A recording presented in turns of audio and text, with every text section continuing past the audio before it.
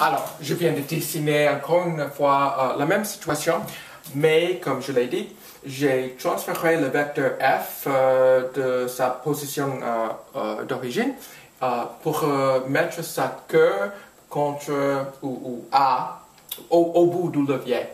Donc, je vais parler brièvement de cette règle de la main droite avec laquelle tout le monde est bien familier. Il faut pouvoir prendre sa main droite et pousser le premier des deux vecteurs dont on considère le produit vectoriel. Le premier vecteur, il faut le pousser dans l'autre vecteur comme ça. Et quand vous le faites, vous regardez ce que fait votre pouce. Pouce, évidemment, le pouce.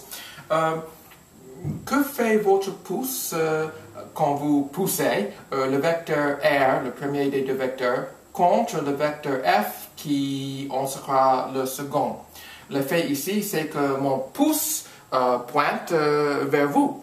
Donc j'ai l'impression ici que le vecteur N de norme unitaire va se représenter comme je l'ai écrit ici, moyennant juste le point de vue de la tête du vecteur, c'est-à-dire que le vecteur n pointe dans cette direction.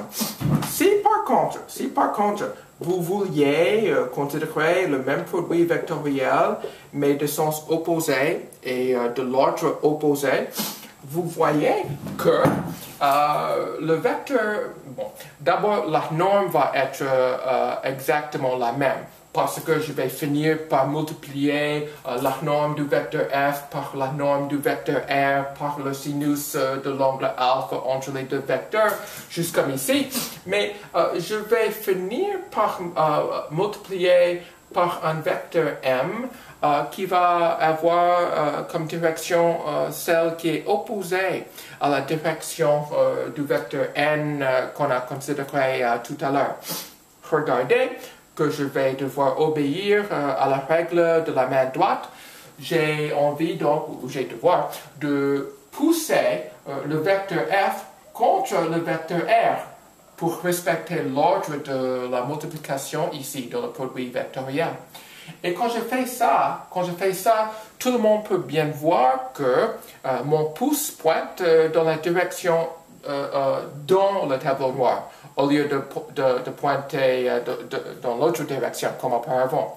Donc, j'ai l'impression ici que le vecteur m est tout à fait l'opposé du vecteur n, et en effet que le vecteur m ayant norme unitaire peut se représenter comme ça.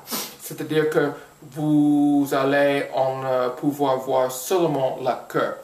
Donc, quel sera l'effet si je renversais les devoirs des deux vecteurs? Si par exemple, vous me disiez que bon, Dan, je veux mettre la force, le vecteur force ici, et je veux considérer le vecteur levier comme ça, juste pour imaginer ce qui se passe, alors je vous dirais que le mobile bougerait dans un sens avec les aiguilles d'une montre, c'est-à-dire clockwise, comme on dit en anglais.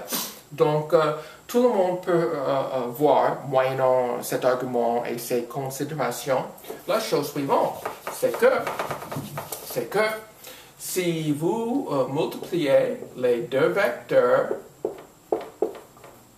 dans un ordre contraire, vous allez arriver à avoir la même résultante, mais inversée, de direction tout à fait renversée. En effet, le négatif du vecteur que vous avez eu en faisant la multiplication dans le premier ordre.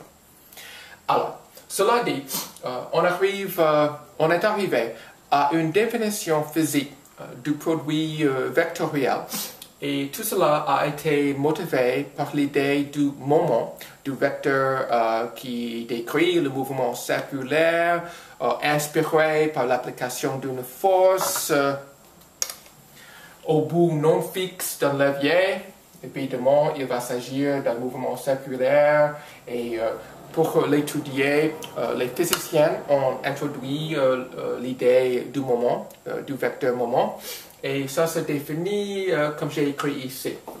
Et c'est peut-être pour la première fois dans votre vie mathématicale que vous avez étudié une multiplication qui n'est pas commutative. Cette multiplication est non commutative. Non commutative. C'est-à-dire que ce n'est pas le cas que changer l'ordre de la multiplication ne fait rien par rapport à la résultante. Ce n'est pas vrai ici, c'est en fait le contraire.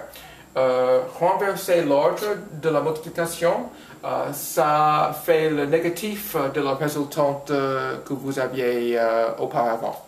Donc, cela dit, cela va nous aider à continuer à étudier le moment, mais maintenant d'une façon moins physique et moins géométrique, comme ici, mais plutôt algébraïque.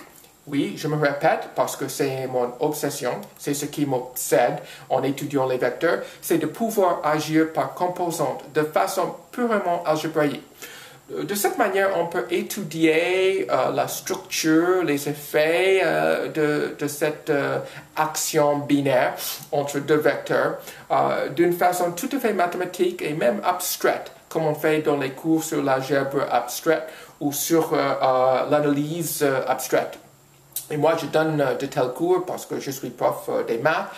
Et bien sûr, je n'aime pas trop, je vais être honnête avec vous, très franc, je n'aime pas trop toute cette étude géométrique.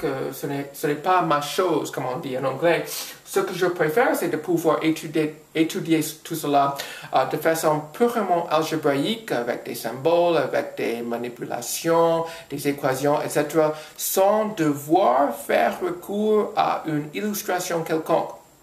Alors, il faut faire une sorte de compromis entre vous et moi. Vous êtes physicien, moi je suis mathématicien. Il faut pouvoir essayer d'abord de parler entre nous de la motivation de telle ou telle définition d'abord physique, d'en donner la solution plutôt physique d'abord, et ensuite on va procéder à des considérations d'abord géométriques comme j'ai fait ici, et ensuite algébraïques moyennant les composantes, comme je dis tout le temps. Donc je vais nous arrêter un moment pour changer de diagramme, etc.